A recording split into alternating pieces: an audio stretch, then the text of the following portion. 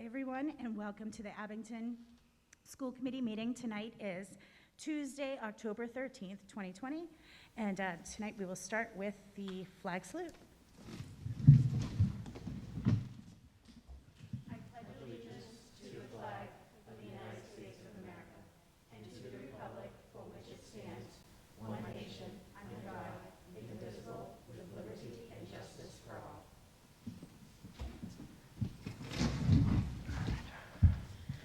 For those following along at home, we're actually going to be doing a little something different tonight. Peter is going to start with the report of the Superintendent of Schools. So I appreciate everybody's patience taking some things out of order. This afternoon, I was talking to Marty Golightly and Lindsay in the health department, and they offered last minute to come up to the meeting tonight and provide a deeper level of information. Although we've been working hand in hand with them, and I'm going to thank them a couple of times tonight because it's been nights and weekends, and they've done quite a bit of work for Abington, keeping Abington safe, and collaborating with us through these last couple of days and weeks, especially. As the committee knows, and as the community knows, and as one would expect, we have had identified cases, positive cases, of COVID-19 in what I'm calling the school community. There's a couple of things that are important to talk about with regard to that. We are not identifying anything about the person in the school community other than the building that the person either attends school or works in. And we're doing that purposefully so that we can be respectful of their privacy. One of the most important reasons to be respectful of people's privacy is because, unfortunately, this can turn into something where people are feeling shamed and shame, and that only gets in the way of what needs to be a very robust and healthy and thoughtful investigatory process around close contacts. All of that work is being done through our main offices, through our nurses' offices, and through the health department.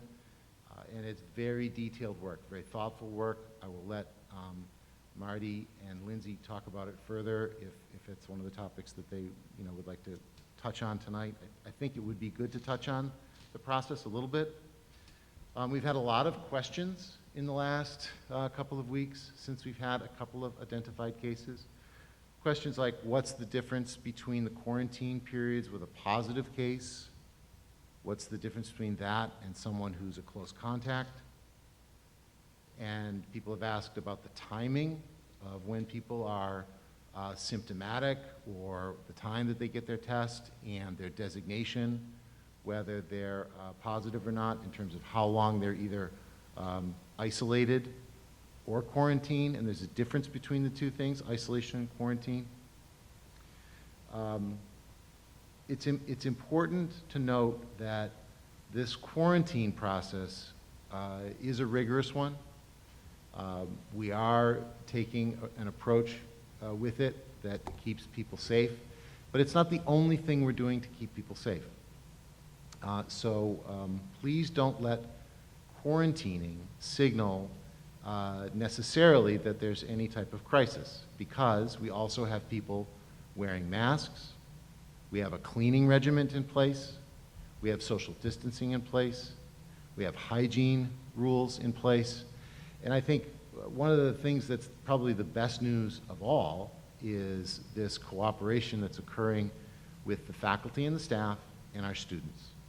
Because our students have done a great job, our staff has done a great job of making sure that the protocols that we talked about before the opening of school are followed. So it's not any one of these things, it's all of these things that keeps the school community the safest. And when I say school community, I mean the faculty, the staff, and the students. And when I say staff and the faculty, I mean everybody from administration to the custodians to the nurses. And then also, though, it's important to note that keeping the school community the safest also keeps the community at large the safest. Because our students go home to visit the community at large every night, and then they come back to visit us. And so through this multiple layered process of these different safeguards, we expected that this would happen, and we expect that until this pandemic is over, this is going to happen again, unfortunately. And that's why we need to continue to be vigilant and not let this wear us down or get tired of following the rules or get distracted from following the rules by any way or by anything at all. So I think what might be best is if I could turn it over to Marty and Lindsay, and just I know people are going to have perhaps some questions for them, but just as a topical outline for us maybe, just describing the process that we're using, that we're collaborating with you on, to identify, to contact trace, the difference between quarantine and isolation, what you've been living and breathing for the last probably longer than you want to think about. So. Sure. Can everybody hear me? There is a microphone if you're willing to. I don't, either way, it's probably a microphone, not a microphone, doesn't matter. Do you mind? Because the people on cable wouldn't catch you. Thank you. No problem.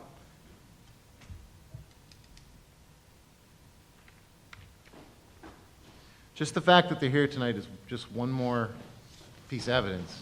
I mean, we were on the phone this weekend a lot. And they've been working tirelessly, time away from their families and their lives to keep us all safe, so. Yeah, so first, thank you to the school administration, the faculty and staff, of all of the quick response to all of our phone calls and emails that come at all hours of the night. The school nurses who are doing a bang-up job of making sure that we have all our contacts. I mean, it's a heartfelt thank you because it makes our job easier when so many people are willing to go above and beyond. So thank you. What I want to talk about is exactly what a close contact is defined as, and then I'll let Lindsay discuss the isolation and quarantine.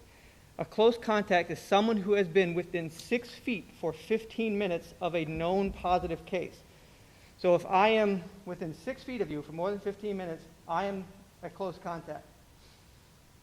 That does not mean that if I go home, my wife is also a close contact. So if I am a close contact, that does not necessarily mean that my family is. Does that make sense? Yes. It is just the person, and only the person or student or faculty member who has been within that 6 feet for 15 minutes that is the close contact. I know we've gotten a lot of questions of, well, do I also have to quarantine? And the answer is sometimes no. But remember that each case can and sometimes is unique to that family or to that situation. So when we speak to you, we'll try to solve each individual problem if it's different. And I hope that kind of clears up the difference between close contact and positive case. And the positive cases, the close contacts of a close contact doesn't necessarily mean that they also have to quarantine. Can I, and Marty, just to, Sure. I'm sorry, but in the schoolhouse, the way that we've defined it is that at the elementary level, people that are in the same room together all day long at the elementary level are close contacts. Through 8th grade, right. And then at the secondary level, it depends on seating charts and the seat work that they do throughout the day. Right, and sports teams get there's some other questions that we ask and try to get answered with sports teams and exactly what's going on there. So, Marty, do you mind if I just, Peter, if you could just clarify, so you said secondary, it's high school. High school. High school's that second part, right? what's that? Yes, Okay. High school. grade 7 and 8. No, high school. 7 and 8 is considered a classroom, just like K Yep, through 6, yep. right? Okay. Yeah, through 8th grade. Just wanted to Okay. clarify that, or double check that. Thank you. Yep. You want to talk about isolation and quarantine? Absolutely. Please. So one of the questions, I'm Lindsay, right? I'm the public health nurse for the town, for those of you who don't know me and haven't spoken to me. Well, that might change. So the biggest question that we get in our office is, how do I know if I'm positive? How do I know if I'm a close contact? And what is the difference? A positive case has been tested and has a resulted lab value that we can see. That individual is put into isolation. that time period is 10 days from symptom, on average, 10 days from symptom onset, or if they're asymptomatic and they're tested for a multitude of reasons, we count 10 days from the test date.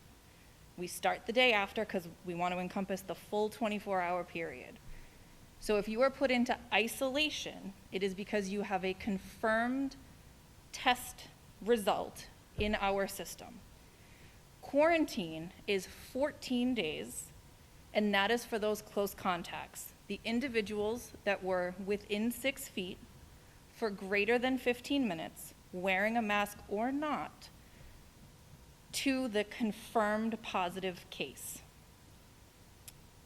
We count 14 days starting the day after the last exposure. That, in a school setting, you can have, if you had an exposure on a Tuesday, we start counting Wednesday and it's 14 days. On that 15th day, students can return to the building as long as they have remained asymptomatic.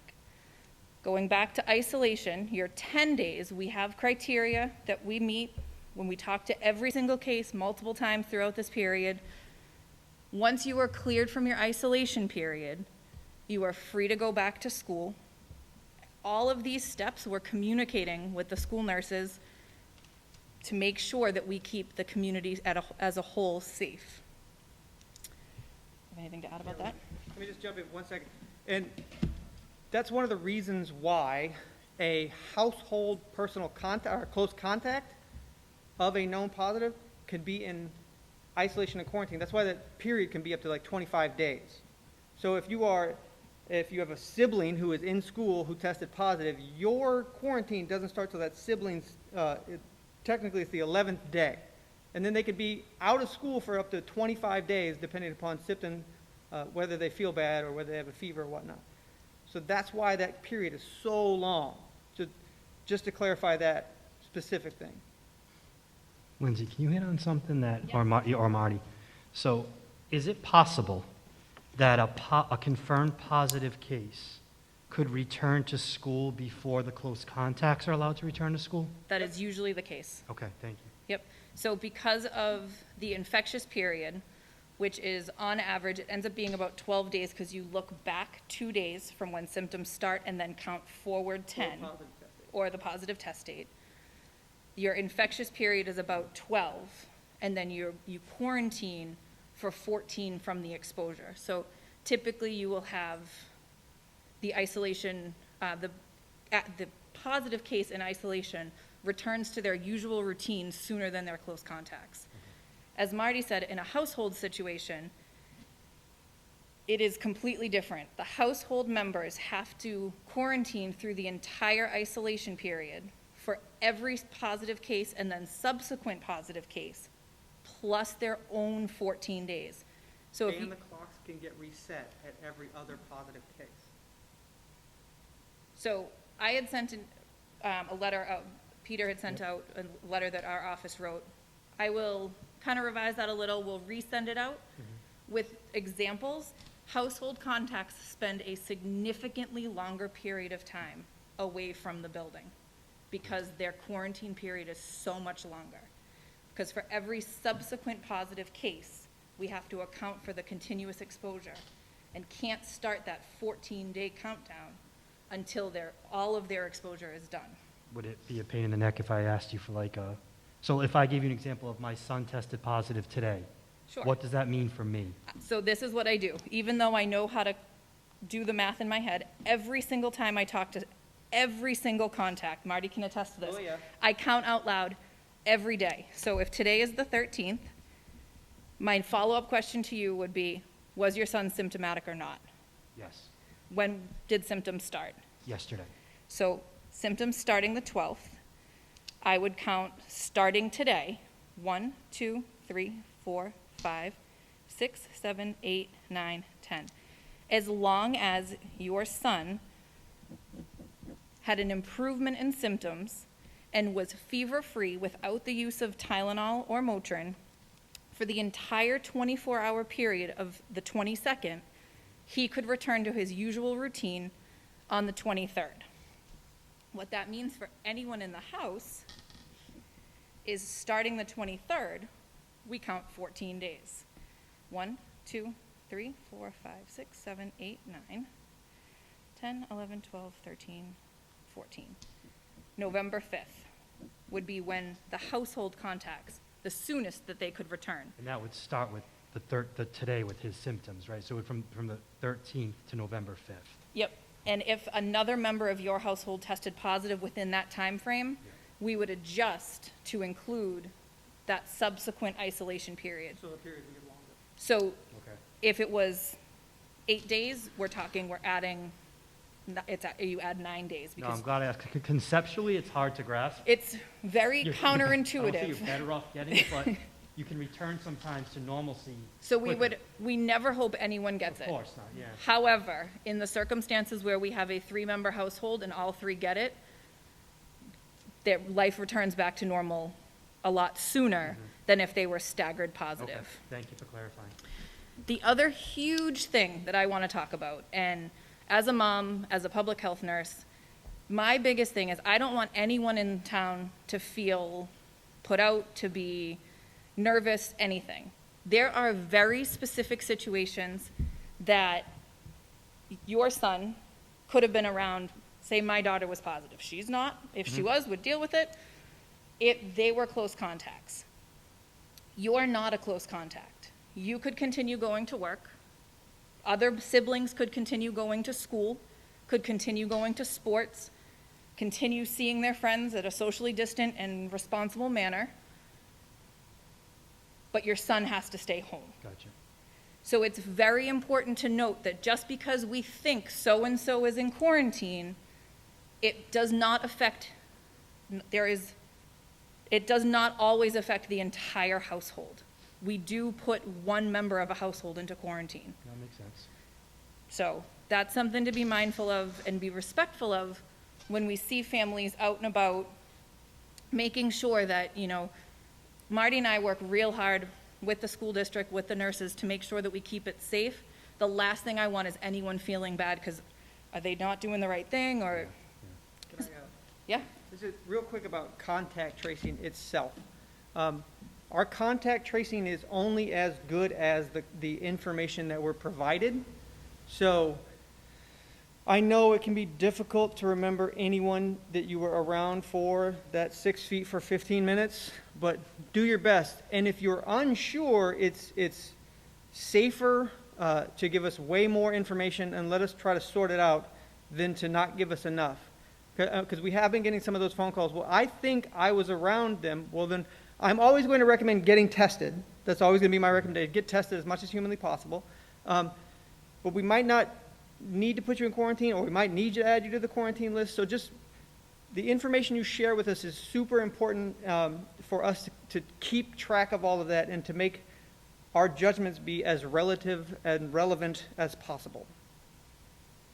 And all of our contact tracing, barring a few, logistical things that we just can't handle in-house, is done by me and Lindsay, mostly Lindsay, because that's a point of pride, and it's very important to us that we have that local community touch. If you're getting a phone call, you're getting it from me or you're getting it from Lindsay. So here we are. Call us back. We're decent enough human beings that we like to talk on the phone for long periods of time, and we'll do our level best to make sure that you are safe and you completely understand the expectations of both isolation, quarantine, and what to expect when your family's doing that. And we do have some mechanisms to make it easier for you, or if you need something, we can guide you toward those resources. All right, that's really all. I have a question. Sure. So when you contact a family because a student's been in close contact, are you recommending that they get tested, or it's not required? We will always recommend that they get tested. Obviously, the first thing we'll recommend is that they contact their family care physician or pediatrician, whatever the case, and then we will recommend testing. I'm always going to recommend testing. Regardless, even if they're asymptomatic, you're still Yep, especially of a close contact. Okay. So I'm going to step in real quick. Go for it. With that, part of my job and why I love doing what I'm doing is I love education. I love teaching what I know. It's useless for me to keep it to myself. The reason we ask close contacts of positive cases to get tested is so that we can ensure that if someone who is a close contact is an asymptomatic positive case, that they are not spreading it to their family unknowingly. We can proudly say that we have stopped a lot of further spread by quarantining and recommending testing. Firsthand, we've seen it countless times Quite a few times. work, that we've quarantined an individual, they've been tested, and they were asymptomatic and popped positive. And we put them into isolation, we quarantine the rest of the family, and, you know, it works. But they could have went to soccer practice, and because they got tested, they didn't go. So it's one of those things that it's like we got them out of the stream. It is important to note, if you are asked to quarantine and you test negative, it doesn't end the quarantine period early. We get that question a lot too. It is a full 14-day quarantine for a reason.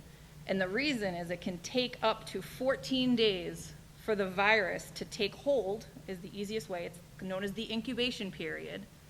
It can take that long for the virus to show up. So by quarantining for the whole time that the virus can develop, we ensure that we do our best to ensure we don't have any further community spread. So one of the things that, some of the feedback that we've gotten is, this is awful. We hate this. This is inconvenient. This is disruptive. This is not normal. That is all true. And I hate this too. We all do. But there's no way that we're going to be able to continue to keep the schools open if we are not vigilant about this. And there is no way that we'll be able to open more than we are now if we don't knock this virus down. And so that's what we're trying to do. We're trying to keep people safe. We're trying to keep ourselves open. We'd like to open more. But we can't do that unless we knock this virus down, and we have to keep people safe first. There, one last thing to add, and then we'll leave you guys. The process of notifying. This is just a very quick but important process. We get notified either by parents, which is awesome. If you test positive and you want to email us and let us know or call us, that is great. If we don't find out directly from family, we will find out through the state reporting system. I get an email, Marty gets an email, and it triggers a little bit of a, whew, okay, what are we doing? We call the contact. If I'm at home, I will call you from my cell phone, and because it's my cell phone, it's gonna be a blocked number. Fair warning, if I'm in the office, it will come from the office phone number. We will both of us will ask a series of questions to determine why you were tested, where the circumstances surrounding it, and we go through the whole thing. If there is school involvement, our next phone call is to the building principals, to Peter, and to the school nurses. We say we have an exposure. We give as minimal information as possible to protect everyone's privacy. The school nurses work with us. They are outstanding. They give us the seating, based on seating charts. We get a list of names, we get contact information, and we go to work. Saturday nights, holidays, it doesn't matter. We gotcha. I will assure you, the phone call will come from one of us. We will try every number multiple times, and if we can't do that, we will use the email that is on file. Then, and only then, does Peter send out his letter stating that there was an exposure and a case within the district. With 100% certainty, I can say our office notifies everyone prior to the superintendent's letter going out. That was a big question we got over the weekend, and I can't say it enough. You would have heard from us by the time you heard about this exposure, if you were directly related. I think one of the difficulties was in the two situations that occurred at the high school, there was a group, all of that hard work was done, and then there was another identified person, and so the second batch caused some confusion that people thought maybe they were in the first batch. That's Yep. correct. And it just so Understandably. It just so happened that the date was the same, but they were two totally different incidences. And, you know, again, out of respect and privacy, and I hope that everyone in the district can understand that if it was you or your family member, we would give you the exact same level of respect and privacy that we're giving the individuals that have experienced positive test results. And we do have some local clinics that do the testing, that if they have a positive case, they will help us out with notification right away. Yep, So- they'll email us And or in the call. very unlikely off chance that you get notified that you're a close contact, or that you get notified that you tested positive and you're unaware of any of that, call us immediately, as we can get into the system and we can look up what's going on and we can help you out and answer some questions. Like I said, we do it all in-house, so if for some reason, if the CTC, because of an out-of-town close contact, had to contact you, give us a call and we can help decipher it or make it a bit more palatable for you. So just another thing that you had mentioned on the phone to me earlier today that I think would be worth repeating if you guys don't mind is, in terms of the distinctions and the guidelines and the procedures that we're using, they are promulgated from, CDC, Mass Department of Health, and the best science that we know of right now.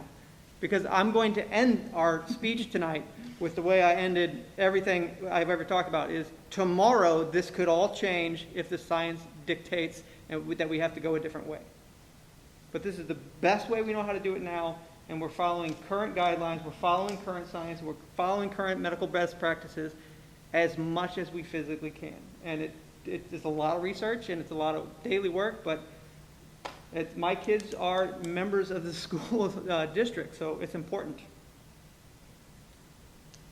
I personally can't thank you enough, and on behalf of the school system and the kids that we serve and the students and the staff and the faculty, just appreciate all your hard work. I know how much it is because we were talking all the time, weekends and nights, and so. Our pleasure. All right. Thank Thank you, guys. Thank you for coming. Excellent information. Do you want to go into, continue with the presentation about the opening Mhm. and the slideshow? Yeah, that'd be great.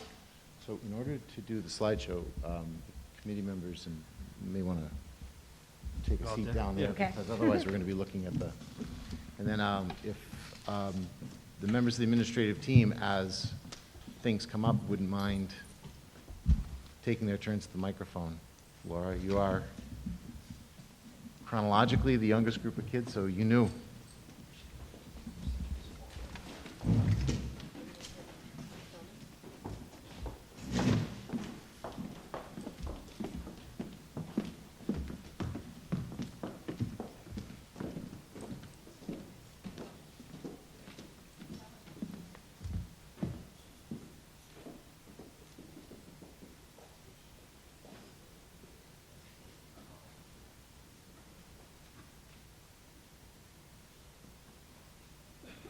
Good evening. It's really nice to see everybody again, even though we are masked. And the mic was set for normal-sized people, and I'm not a normal-sized person, so I will try to stand on my tippy toes so that you guys can all hear me. So I want to tell you just first of all that things at AEP have been going better than we could have ever dreamed. Not just better than expected, better than we could have ever dreamed.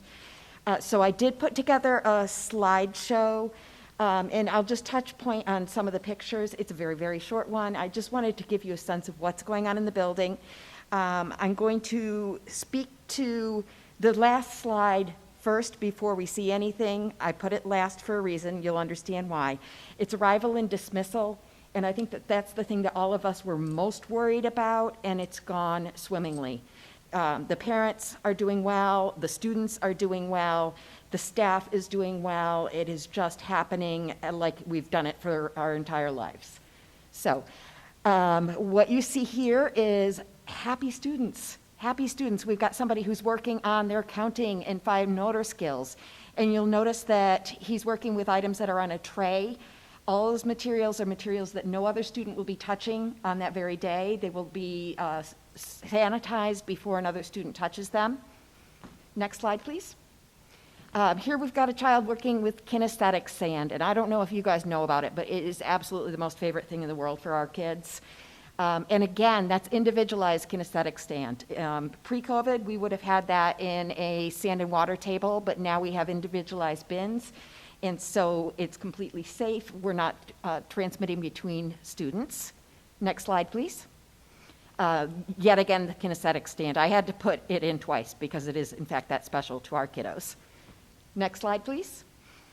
Here we have a student. You can see that she's got a little pencil case next to her. All of those are her individual supplies. That case is hers individually. It has her name on it. So she's got her crayons, she's got her glue stick, she has scissors in there, she has everything that she needs that is personal to her. No other child is accessing it. And you can see that she is working on a tray as well. And those trays are individualized to that student for the entire day, and then they are sanitized in the evening.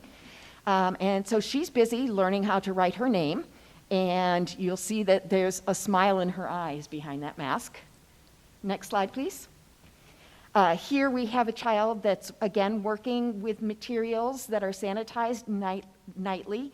She's working on some early math, geometry kinds of skills, as well as some fine motor practice there. Next slide. And then this is the one I talked about first and hit upon last. And you can see the reason I put this one up last. It's not as happy and smiley as the other pictures because there's no children in it. But this is the way that we are doing arrival and dismissal. Each of those cones there has the staff pictures, so the teacher and the paraprofessionals associated with the classroom. And parents have their socially distanced markings on it. And again, I cannot say how well it's been going. They seem to read one another, vibing one another. They're coming just appropriately. We don't have backups, we don't have lines, and the kids are walking down the halls just as happy as could be. So it's great news. Our kids are getting individualized attention. They're getting a lot of attention. They're learning so much, and it doesn't feel like we're so early in the year. I feel like we know our kids so well. It's been truly a transformative experience for us. So I'm happy to report. Anybody have any questions? If there are, you may do at the end, so we have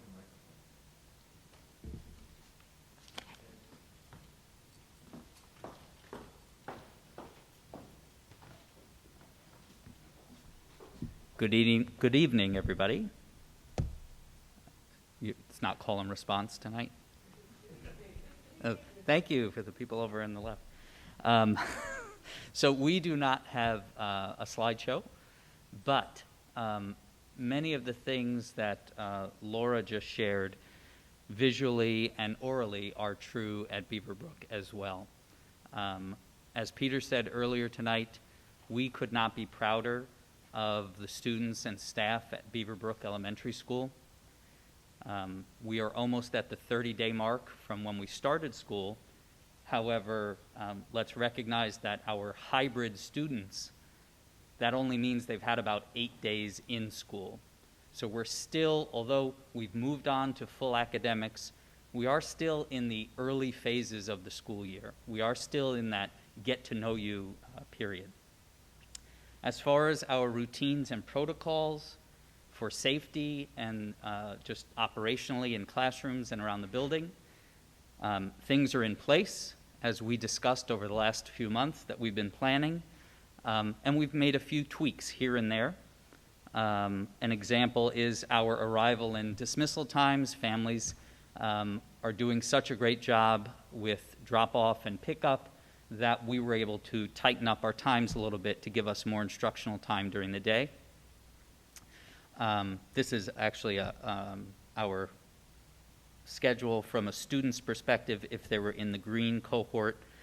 So you see their in-person days are Monday and Tuesday, and then Wednesday, Thursday, Friday is remote. Teachers are teaching, students are learning. And that's what our goal was. Bring everyone back safely, focus on social, emotional, and mental well-being, and get to academics. And so we're proud of all that's happening right now. Some of our biggest challenges have to do with everything that Marty and Lindsay were talking about. when a positive case has been identified and we've had to quarantine staff or students, there's a transition period. It's challenging. It's challenging for the staff. It's challenging for the administration of the building. It's challenging for the students and the families. And so I ask that as we continue forward with all of the positive momentum that we have, as Peter and Marty suggested, we stay vigilant with our safety protocols and we prepare for the eventuality that you might need to quarantine. Your child might need to be learning remotely for a long period of time while we wait out the process. And while that happens, there may be some glitches with technology. There may be some glitches with how is the student going to get their work. We've been working with families to make that happen, but I just ask everyone to follow our safety protocols and continue to be patient with staff and with students as everyone adjusts to the situation we're in. But we are doing a great job, and we continue to teach and learn. So that's all I have. Thank you.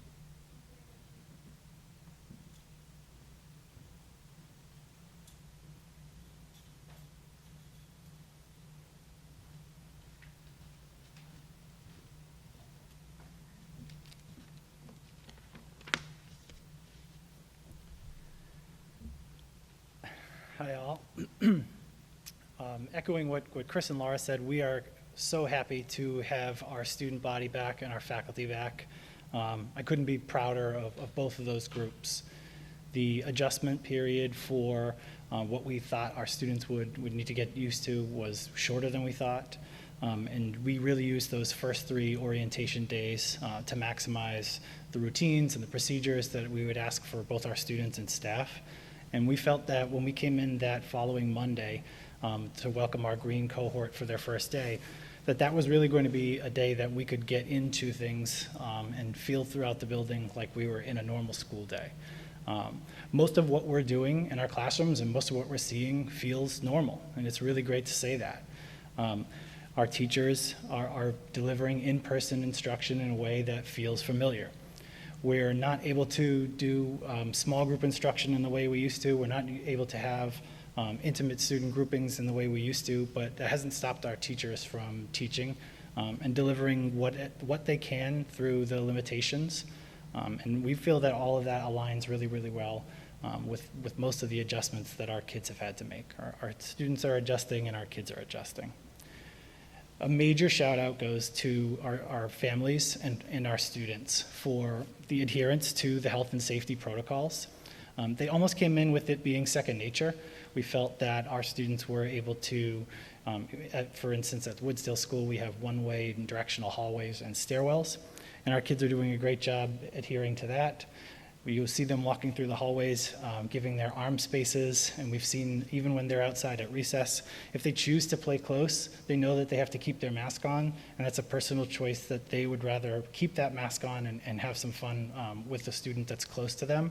So I'm happy to hear that they've taken that on themselves, and they've really made us proud with all of the things that they're doing, with their hand washing, even just walking through the hallways as I'm traveling through the classrooms and I'm noticing that there's a couple of students outside the bathrooms. And I asked them, what are they doing? Are you guys hanging out outside the bathroom because there are other people in there? And they are doing so. So they are self-monitoring even their own bathroom usage. So again, we have a lot to be proud of.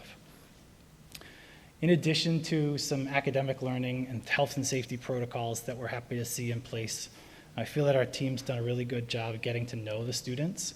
Even though we have some distance and some masks between us, one of the things that we thought we did really well at the Woodsdale School prior to our closure in the spring was developing a sense of community and knowing that each of our students was well known through the student body and through our staff. And I'm happy to say that that's continued. Our teachers, we're not going to let things like distance and the inability to get together on the rug stop them from developing a positive climate and community in their classroom. We're utilizing Second Step to help a little bit with that as well. So we have a social work intern and my school psychologist who's been wonderful getting the Second Step programming out to our classrooms. The students have been talking about things like using self-talk. How do I advocate for myself? How do I be assertive with a strong and loud voice to make what I need or what I want to say come across even through the mask? How can I be a respectful learner? And how can I listen with attention? These are just some of the modules that we've covered already within the second step curriculum. So again, I'm really proud of the work that our staff and our students are doing. And one more group that I want to make sure knows, that everyone knows has stepped up in a big way, is our paraprofessionals and our support staff. So each morning and each afternoon, they're meeting with students, checking in with them, ensuring that they know the concepts that they're supposed to be working on independently, or can understand the assignments that the teachers have given them. Once that morning or afternoon check-in happens, they're also working in their classrooms and supporting students in much of the ways that they had in the past. So everyone, in my opinion, at the Woodsdale School has really stepped up, and they've done a wonderful job, and I'm really, really proud of them. Thank you.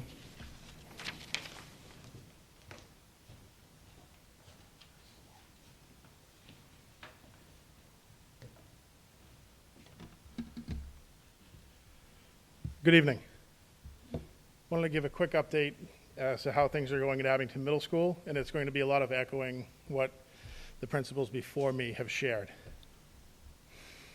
I'm happy to report that while we've made some adjustments to mask breaks and lunch seating, much of what we had planned for and anticipated has been running smoothly. Students are able to be in class before the first bell. They're able to participate in full days of instruction and be able to be dismissed without an extended arrival or dismissal period. As Chris said, teachers are teaching and students are learning, and that was the goal we had coming into this. And as Jonathan said, we have a lot to be proud of, and I don't think I could say it any better than that. Extremely proud of our students. They're adhering to the mask rules, they're adhering to social distancing in the hallways and in the classrooms, in the bathrooms, and they're paying close attention to the assigned seating, which becomes important if we have to do contact tracing. As you can see in our schedule, the one that's up is a 5 and 6 sample schedule. I believe the next slide should have a 7 and 8 sample schedule. Maybe? Yes. So we have built our mask breaks into the 7 and 8 sample schedule. So this one is just changed just last week. So in between 2 and 3, you would see a mask break, and in between 6 and 7, you'd see a mask break. And the purpose of doing that was to make sure that the mask break minutes are not impactful on individual periods, and that every period of instruction is given the time that it needs. Our class sizes on both green and wave days do not range outside of the size that we're able to fit our students in, while still remaining with 6-foot distancing. And our routines are settling in. It feels like a school, which is important. A lot of the worry this year coming in is, what is this going to feel like? What's it going to look like? We heard that not only from parents, but from teachers, and we had those questions ourselves. So at this point in the school year, to be able to sit here in front of you or stand here in front of you and tell you that Abington Middle School, it feels and runs and looks like a middle school. I'm proud of that. I'm proud of the work that our staff and our students have put into making that happen. Lastly, I'm happy to say that, as you know from many conversations we've had in the past, student leadership is important to us. And I'm happy to tell you that we will soon be starting our student council up. It'll look and feel a little bit different, but the student council is important for any middle school and any school that leads into a good high school or college experience. So I'm very happy that we'll be starting those opportunities up for our students again. Thank you.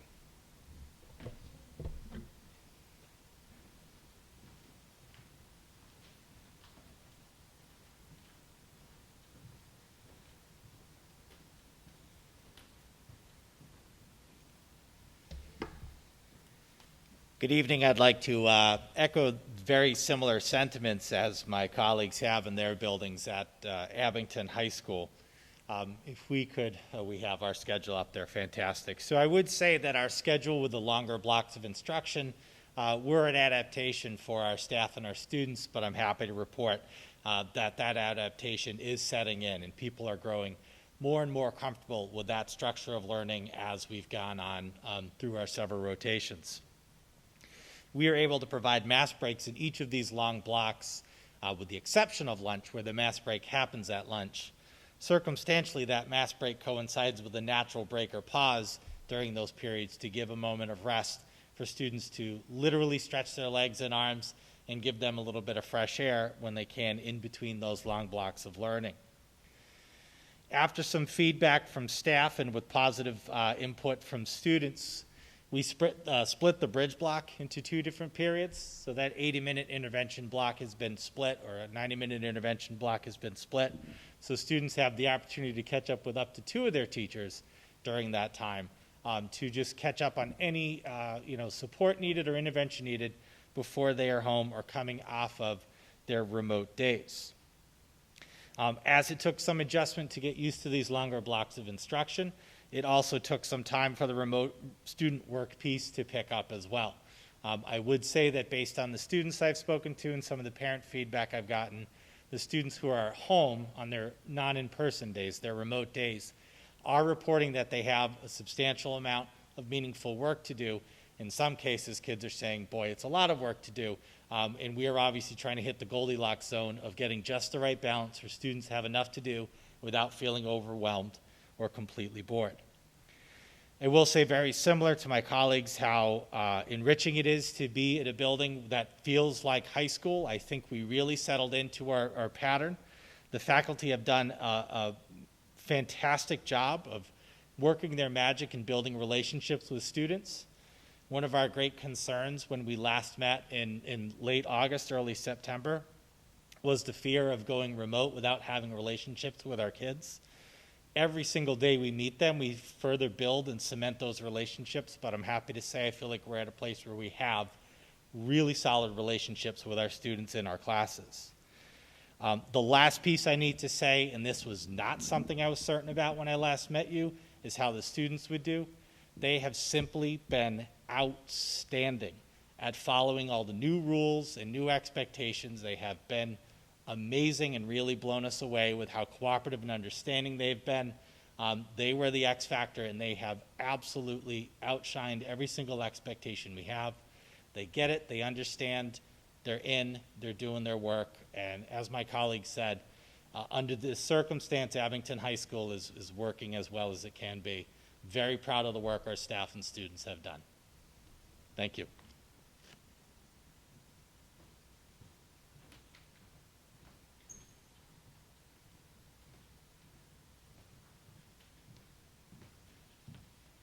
Hi, everybody. Good evening. Tonight, I'm going to give you an update on the K through 6 Virtual Academy and then the 7 through 12 Teca Virtual Academy. And you're going to see that whether our students are hybrid or fully remote, there's a lot of positives, and our students are fully learning and fully engaged no matter what environment that they're working in. Our K through 6 Virtual Academy consists of 1 remote teacher per grade level. We currently have a total of 179 students enrolled in our Abington Public Schools Virtual Academy grades K through 6. Although remote, our virtual academies are full-day schedules of learning. In the next 3 slides, I'll go over a sample schedule for each building. Although they're sample schedules, the individual virtual academy teachers might have slight differences in their schedules because of the different grade levels. At Beaverbrook, grades K through 2, our virtual academy students begin each morning with a whole group morning meeting to set the day. After morning meeting, they segue into an academic learning block, followed by the same curriculum as the hybrid students, such as literacy or reading. These academic blocks consist of live whole group or small group sessions of instruction, and in addition, we'll have some independent work. The independent work that you'll see on the next few slides consists of various subjects that include things like independent reading, practice work in phonics, writing, grammar, For math, it can involve whole group or small group sessions for instruction with independent work with such things as IXL Math or ST Math, practice and extended problems. These are our supplemental online math practice problems. Our social studies and science may also include independent reading, virtual activities and labs, and projects. After the first academic block in the morning, the students break for lunch and have a movement break. Then after lunch, they'll have another academic block, and in this example, you see math, which consists of both live and small group sessions along with independent work. The end of the day consists of a check-in with the whole class for a closing meeting. The remote Wednesday has a morning and afternoon check-in, and the majority of the work done on Wednesdays is done independently. Woodsdale has a very similar model as Beaverbrook, in that the day starts with a morning meeting to get the students ready for their virtual learning day, and they meet with the teacher. Each block is very similar to Beaverbrook in that they're both live sessions mixed with independent work in small group. The first block is independent work in science and social studies, followed by another academic block in math. There's independent follow-up work before lunch and movement breaks, and then the afternoon starts with another academic block. The day closes again with the teacher and a closing meeting and with some office hours. The remote day on Wednesday also looks similar to Beaverbrook with a check-in in the morning and much independent work. For our middle school grades 5 and 6, students start with their live check-in for homeroom, followed by 2 academic blocks such as math or literacy. They break for lunch and do some independent work, have a movement break, which then they segue into an academic block after lunch in science or social studies. The remote Wednesday has a morning check-in, and the majority of the work is done independently.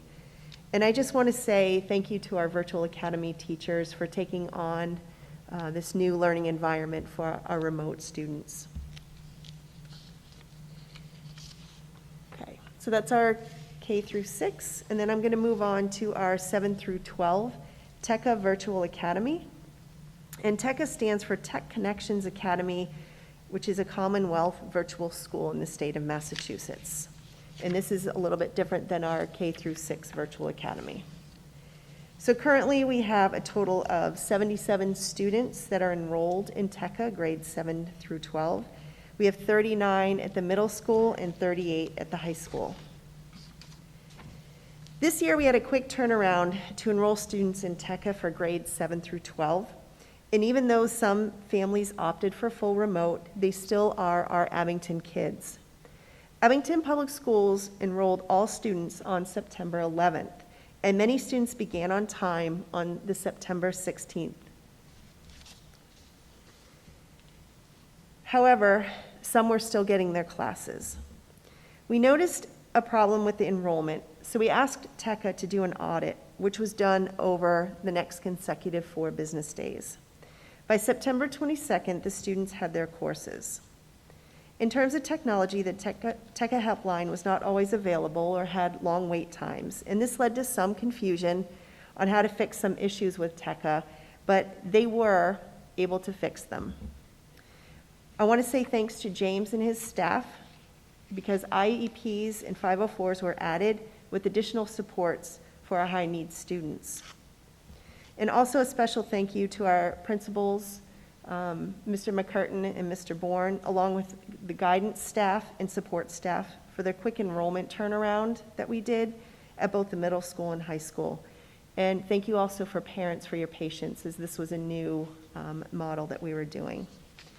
So in a nutshell, a lot of the Massachusetts schools chose to go to a remote program such as Teca, and the challenge was that they took on a lot of students from many, many districts all over the state of Massachusetts all at once.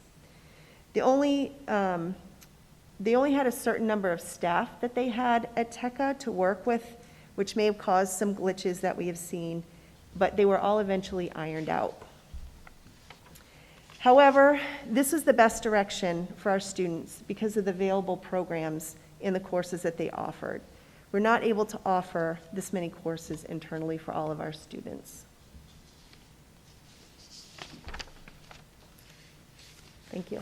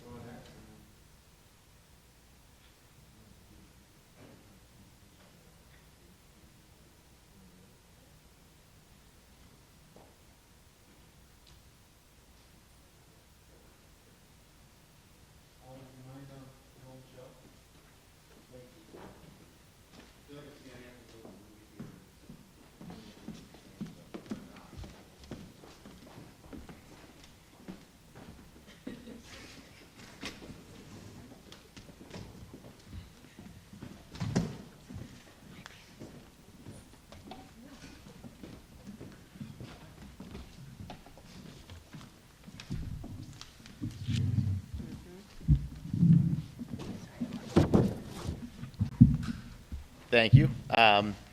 So I do have one request of the committee tonight, but before I got to that, I just wanted to give a brief update on where we stood with athletics.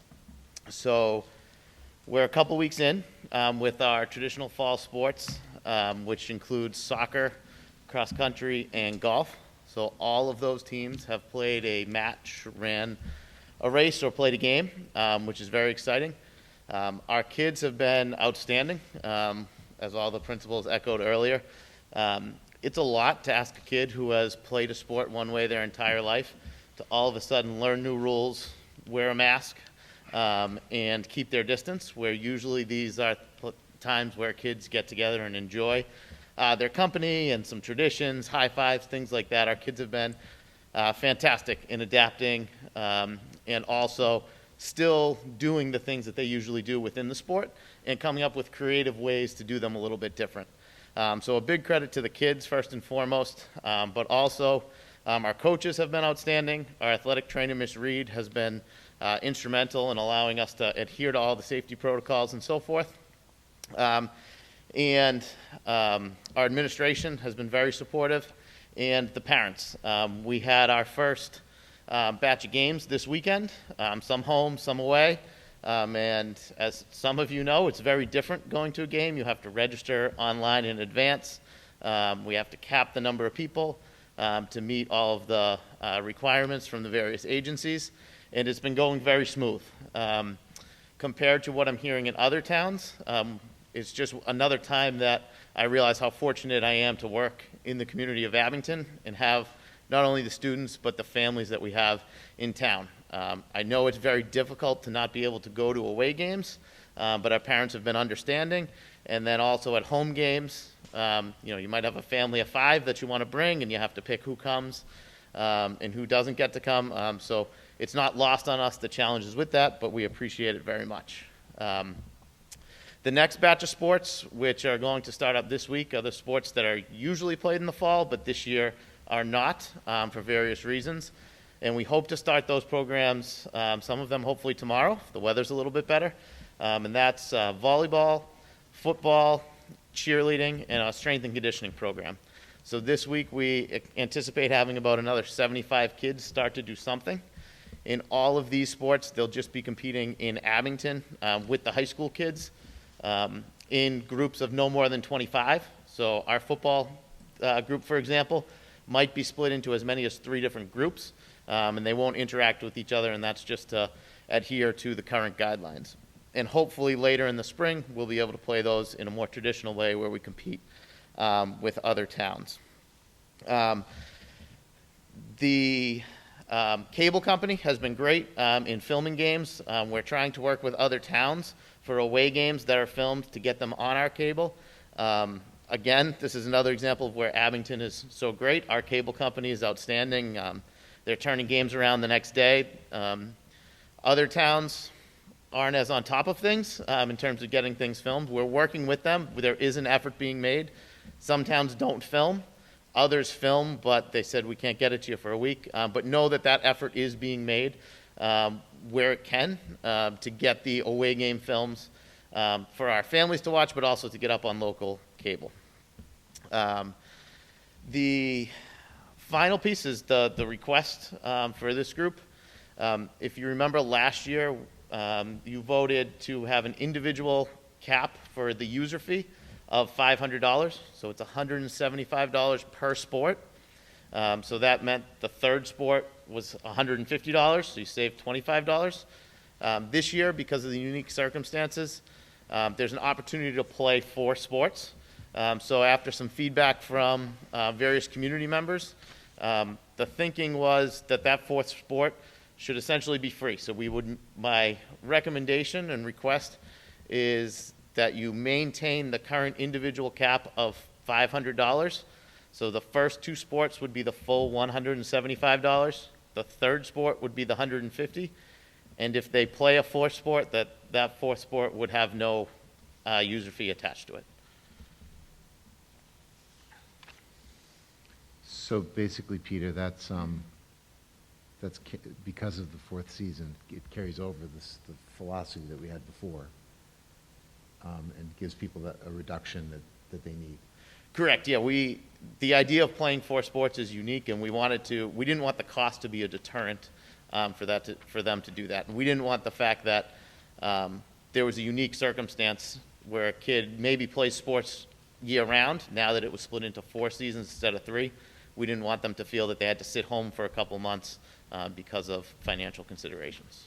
So would the request of the committee be that the family cap that we currently have in place be applied to the 4th sport? So the individual cap. The individual cap. The individual cap of 500 previously included the 3 sports, so it would be to include the 4th sport in that cap. Alicia, I'm just going to ask you, from budget-wise, does it affect anything drastically?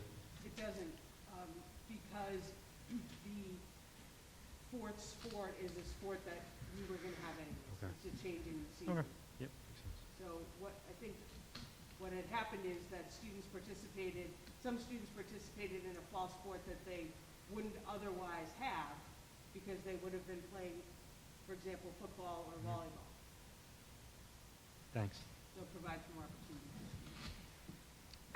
So if somebody's playing soccer and if volleyball starts off but soccer's still going, can they play 2 sports at the same time? So not at the same time. So right now, the volleyball that's starting this week is club volleyball. Oh, So I it's see. not considered an interscholastic sport. So if the timing works, there could be somebody who could potentially be on the soccer team and play volleyball, but the traditional fall sport that's competing interscholastically with other schools, that always has to take precedent. But if, for example, there's no soccer practice and they wanted to, and they signed up and went through everything, in theory they could. But they can play soccer now and then play volleyball interscholastically in March and April. I see. And I do anticipate that happening for, I'd say, talking with kids, probably up to maybe a dozen kids, it's possible. But we're not talking like hundreds of kids that were going to be impacted. Great, thank you. Any other questions? So then it looks like we're looking for a motion to approve $500 for 4 sports, the 4th sport free. I'll make the motion. I'll second. All in favor? Aye. Awesome. Thank you, Peter. Thank you.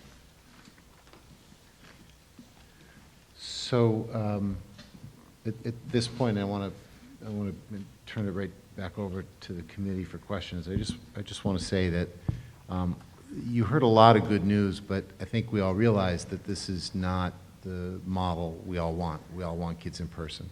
And people are working hard, and we have been successful, and kids are learning, and it's exactly what we want. And we went through some growing pains in the first couple weeks of school. And I really want to highlight this for people. You know, we have 2,000 different students who are individuals who are learning through a different type of model than we've ever rolled out before. And we have several hundred different teachers teaching in that model. And so I am certain that there remains some households and some families who could use some support, or we could look to make individual adjustments in how things are going for those students, but we need to know specifically what those circumstances are and what's going on in those homes in order to best do that. I like the phrase that Jonathan Bourne used about Goldilocks. What was, we're looking for that perfect Goldilocks moment or that perfect fit for everybody. But everybody has a different feel as an individual for these experiences. So an hour of work for one student, regardless of the grade, could be 2 hours for another and 10 minutes for another. And so we need to have those specific discussions with teachers and kids and families so that we can best serve them. And that holds true when we're not remote, by the way. That is a part of what happens in a schoolhouse. But when we see all the kids every day, it's easier to adjust. We just need good communication so that we can adjust as best we can under the current model. So I just wanted to say that because it's just acknowledging the circumstance that we're all in. And the other thing I want to say, and I promise I'll stop, I'll turn it over to you guys for questions or for whatever direction the community would like to go in. I was on a conference call today with the other superintendents in the South Shore. We are not alone. Everybody on that call was experiencing the handful of positive cases that we've experienced. And everyone on that call has reacted exactly the same way that we are. I know people do a lot of comparison shopping on social media with a lot of things, and that's great. It's people people communicate quite a bit, but it's hard to really get a sense. If you think your neighbors have all of those happy times with all those pictures they're publishing all the time on social media, you're wrong. It's really not how it is all the time. I can tell you in other communities, they are having the exact same experiences we are with incidents of COVID. And, I'm gonna track it every week, every day. I talk to Marty and Lindsay. The DPH has published a dashboard, and we went from green to yellow. And every Wednesday that's updated, so it's going to be updated tomorrow. And so we'll be checking that tomorrow and having more communications with Marty and Lindsay about the trajectory of this virus. And so that is really the last thing I want to mention to people in terms of just reporting out sort of a State of the Union address for the Abington Public Schools as of, I think we're on day 19-ish of education for the 2021 school year. So turn it back over to the committee for whatever direction you'd like to go in, questions or whatever else. I have a question, I guess, kind of based on what you were saying. I guess it's really great to hear from all the administrators on how well everything's going. There's so many positives, which I was happy to hear, and I feel like that's the general consensus. But I know Jonathan Borden said he was able to talk to some students and get some feedback from, some students and faculty about how they think things are going. And I know as administrators and teachers and everyone has a feel of how they think it's going. But how are we finding out, besides maybe people are sending emails individually to teachers, but how are we finding out how families think it's going, kind of based on what you were saying, and how students think it's going, maybe at the high school level, how do they feel the coursework is it they might feel like they're getting overloaded or not enough? I know I've heard a lot from different families that some kids are saying they're done in an hour and it's so easy, and then other families are saying I've got so much work. So how are we evaluating that based on, I know it's individual from each school and each grade and each levels, I guess. So how are we getting feedback from the community? One of the things that's coming up is the progress report period and conferences, and so there'll be data drawn from that. I'm certain there are students with some time management issues, right? And I'm certain there are students that could use more work, and I'm certain there are students that are overwhelmed. And so hopefully through the progress report, those communications, we can better triangulate on exactly what the problem is in terms of, and communicate with the students, communicate with the parents. But I can't urge people strongly enough.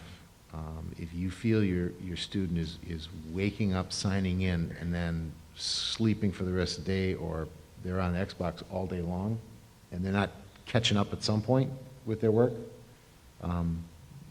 please reach out Right. and let people know.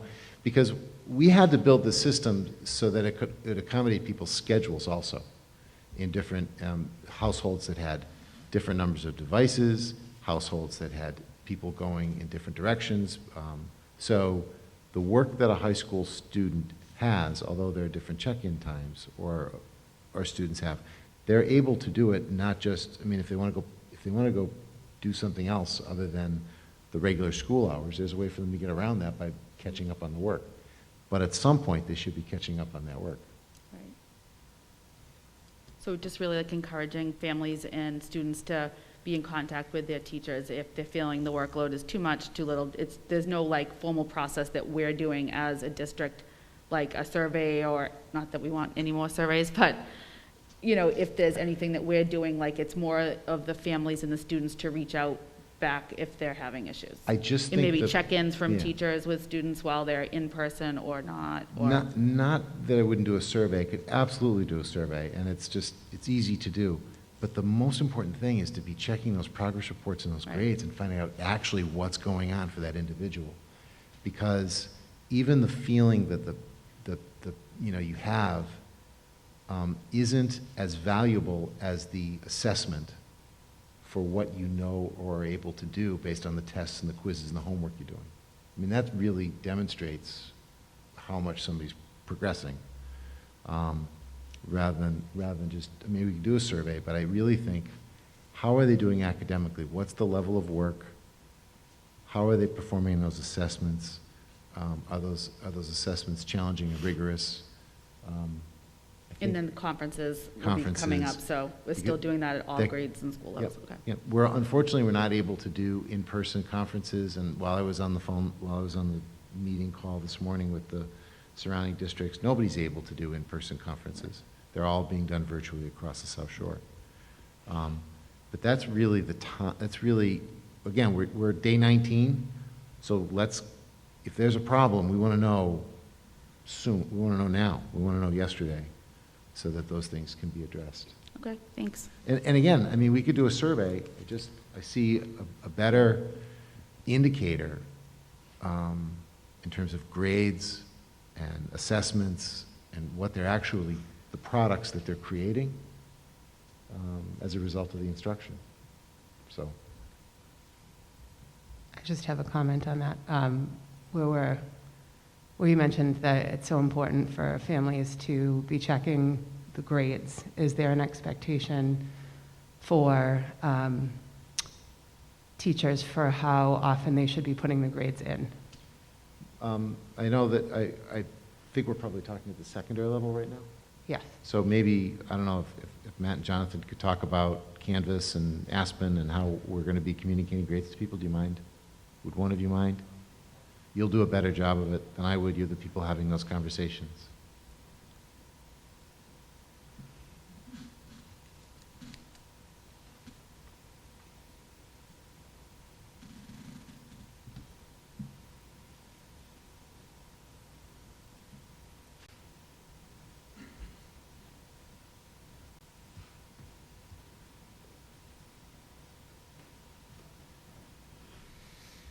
Hi, so thank you for that question. At the high school, there's kind of a few ways to check grades. I'd say the first best place for a parent to go to is to their student's Aspen portal, and that gives you the 30,000-foot view of their overall performance in classes.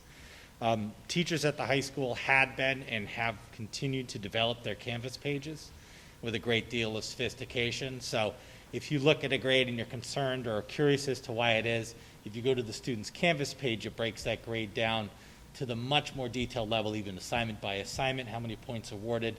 If you look at that material and you still have questions about your student's progress, the next best step is to email that teacher and just ask, why did so-and-so get this grade on this assignment? and that's the best way to do it. So it goes Aspen, Canvas, and then the teacher. So for any parents who have been wondering, I guess the question would be, so there are multiple places to look. Aspen next to is where you're going to get all of the grades in the same place. Is it weekly that the grades are being put in? I've asked for every 2 weeks. Okay. I will say to the community, we're in a new place, obviously, just because of what we're managing with the structure to do some different styles of learning. So exactly, and assessment. So, you know, if you're ever puzzled by anything, the best bet is to reach out to the teacher who can help walk you through that. Does that help? Yeah, thank you. I Thanks. just wanted to let parents know. I'm just going to echo the same thing Jonathan said. The expectation is that any grade that leads to a final grade should be housed on Aspen at this point.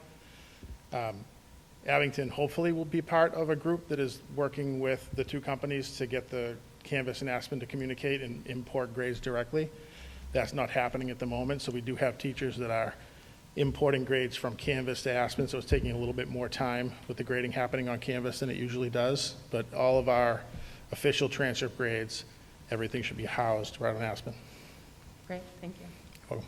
Just a tough dance between giving teachers time to get everything graded and to be patient with them, and also to be supportive of the parents at home so that they can keep track of their kids. Thank you.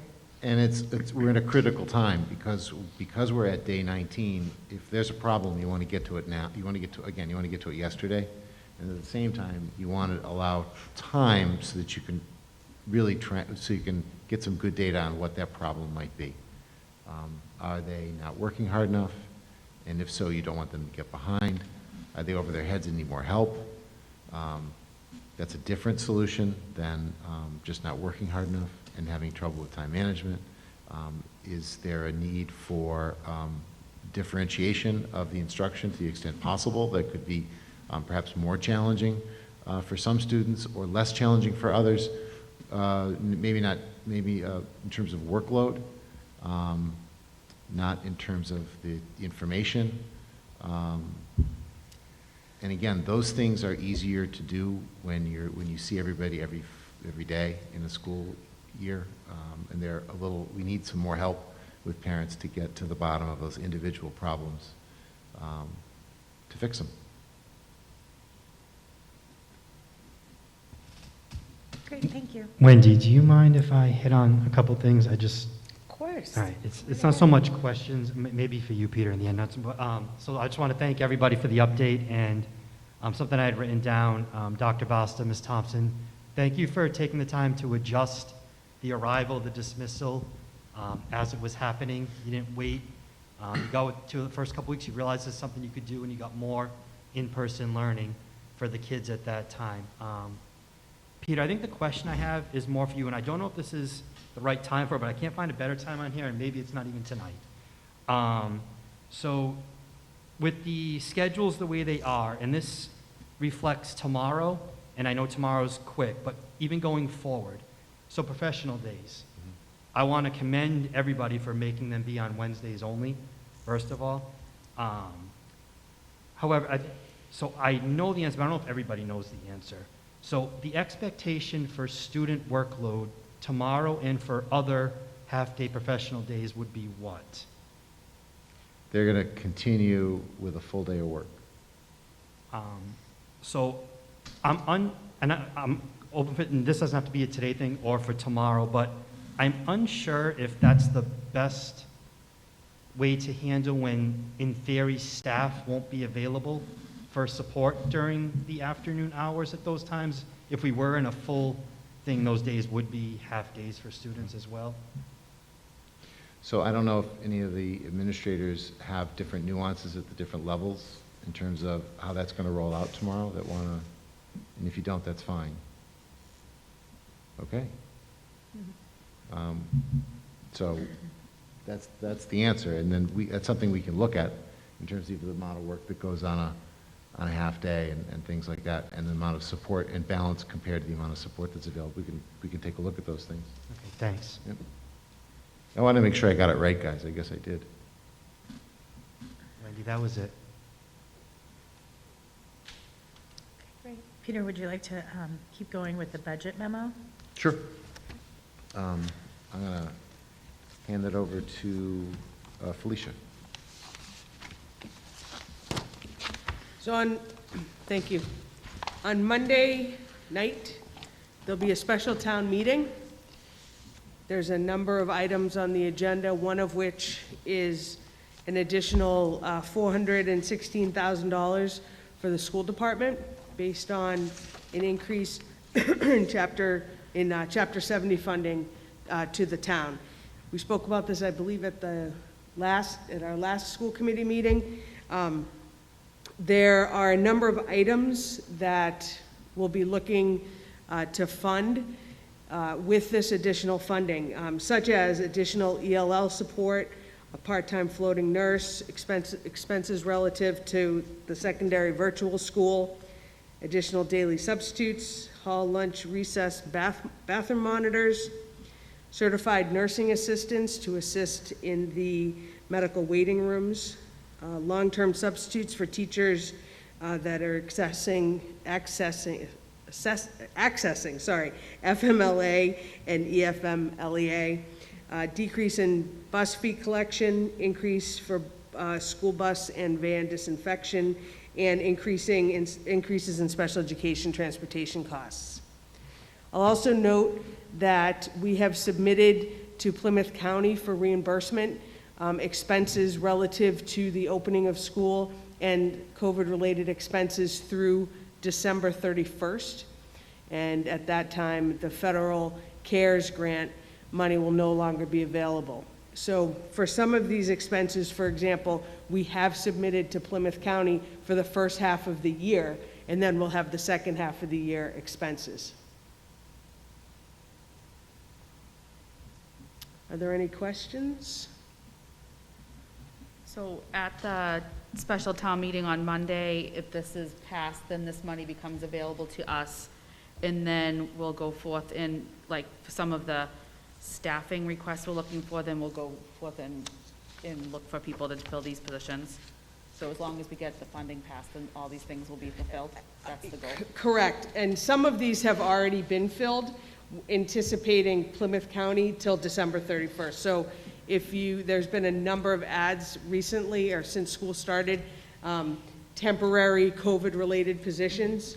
And some of those, for example, the additional hall and lunch monitors, the certified nurse assistants, for example, the floating nurse.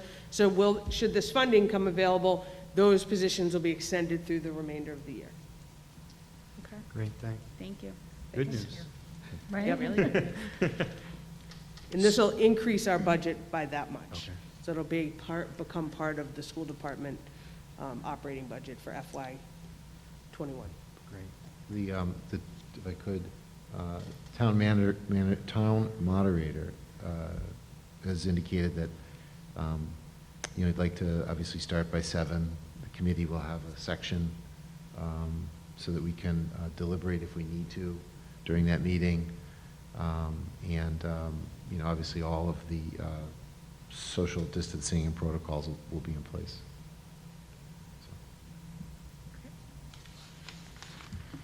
Thank you for that. And next on this part of the agenda is the 2020-2021 additional homeschool requests. So I'd be looking for a motion to approve the recommended home education programs for the 2020-2021 school year as recommended by Dr. Robbins. I'll make a motion to approve them. Okay, I'll second it. All in favor? Aye. Aye.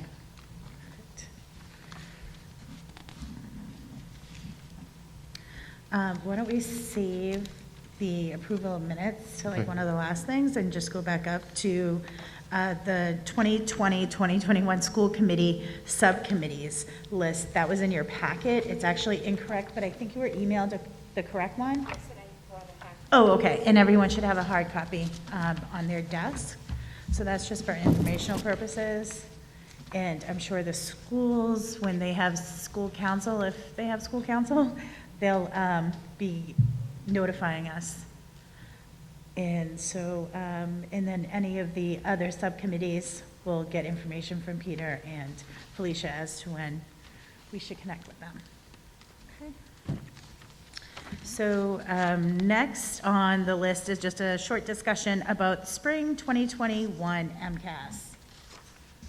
I think that we just wanted to let people know that at this point, they're going to be having, DESE has stated that they're going to have MCAS.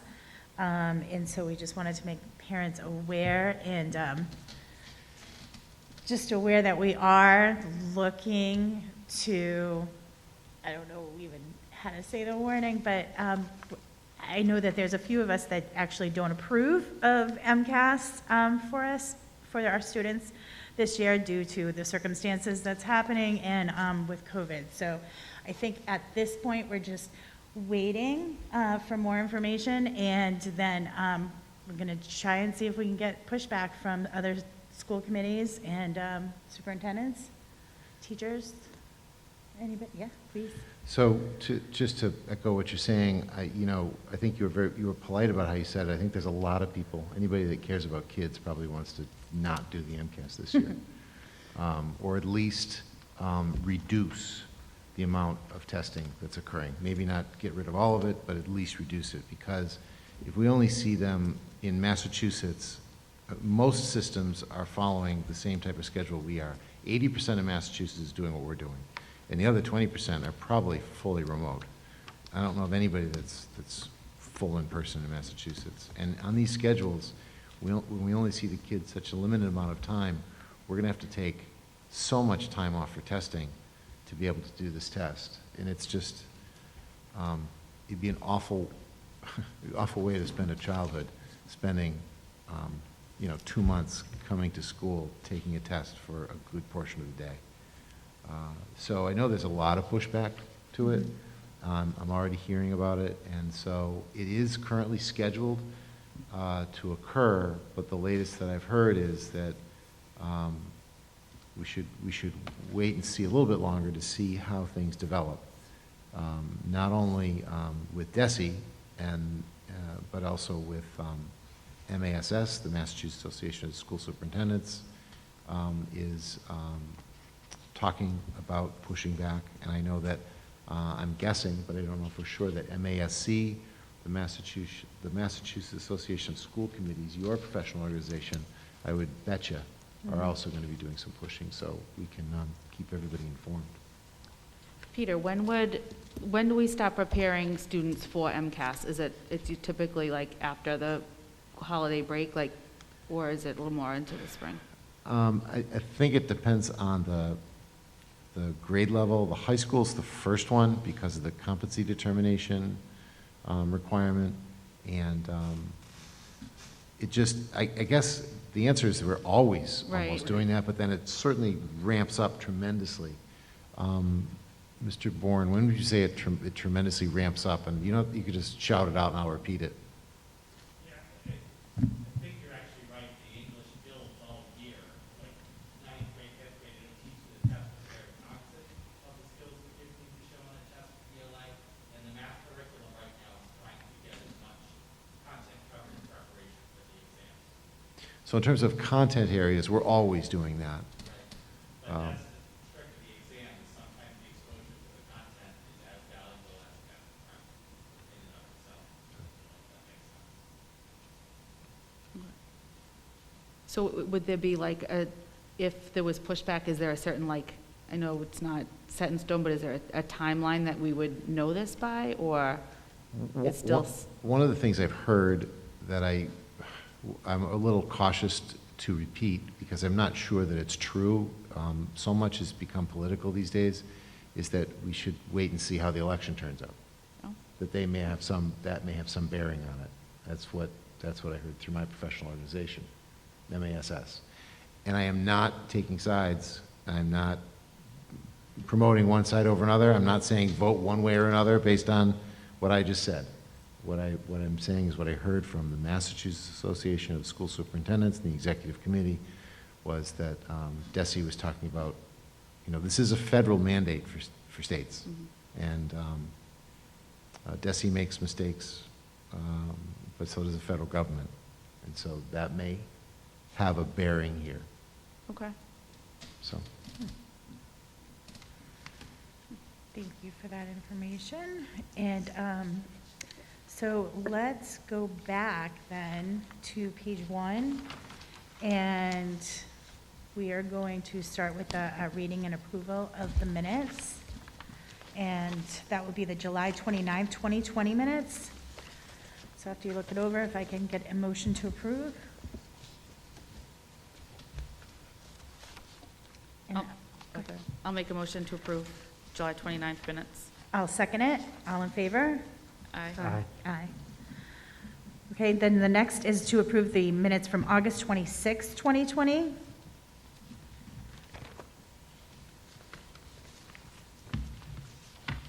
And this was an executive session and,